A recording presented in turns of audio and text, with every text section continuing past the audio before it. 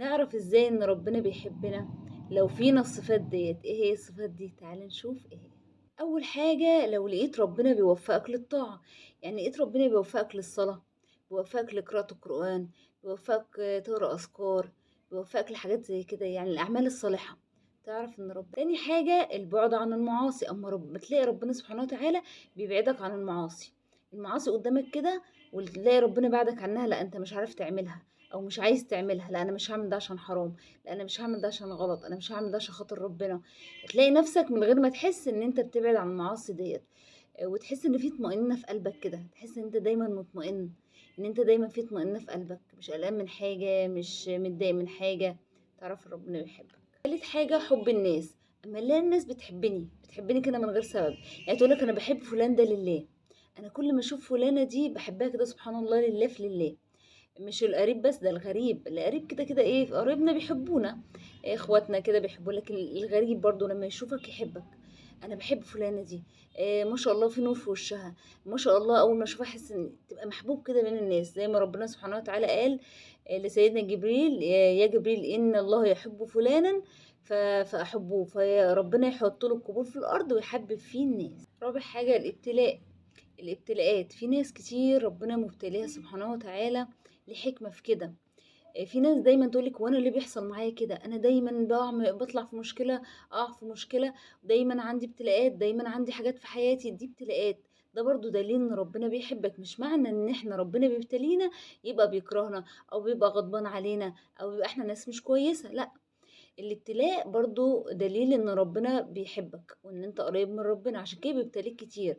زي ما الرسول عليه الصلاة والسلام قال لنا: اذا احب الله عبدا ابتلاه. قبول الدعاء، يعني لما تدعي دعاء وربنا يتقبله، تعرف ان ربنا بيحبك. طيب هو ده معناه ان احنا لو دعينا دعاء وما تقبلش يبقى ربنا ما بيحبناش؟ وفي ناس كويسة كتير. يعني انا بني ادم كويس، انا من بدعي دعاء وما يستجابش كده ربنا ما بيحبنيش؟ لا طبعا.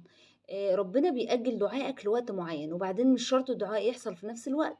يعني ممكن دعائك يتحقق او ربنا يديهولك بعد شهور، بعد سنين، بعد فترة طويلة، بس هيستجاب.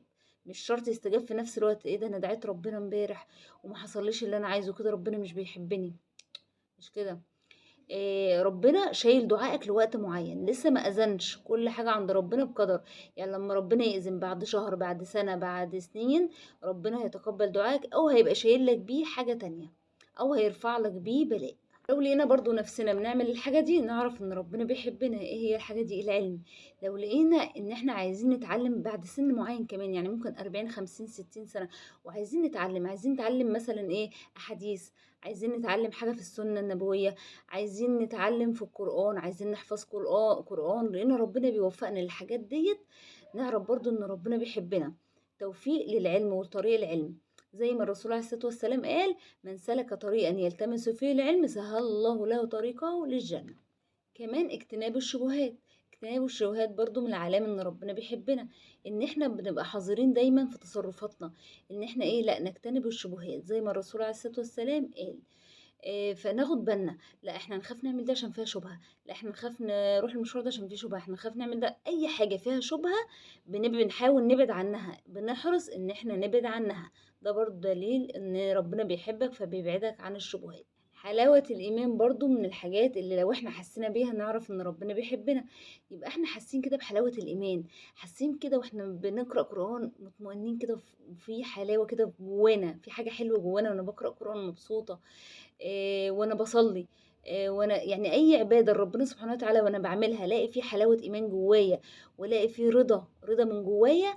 اعرف برضو ان ربنا بيحبني. برضو من الحاجات الجميله اللي لو عملناها نعرف ان ربنا سبحانه وتعالى بيحبنا: التوكل على الله مع السعه. يعني اسعى، مش هتوكل عليه وانا قاعده كده، لا، اسعى واتوكل على الله وافوض امري كله لله، واقول له: يا رب انا متوكله عليك وفوض امري كله ليك. فاللي يتوكل على الله يبقى ربنا وفقه لكده، يبقى ربنا بيحبه. زي ما الرسول عليه الصلاة والسلام قال: من توكل على الله حق توكله يرزقه كما يرزق الطير.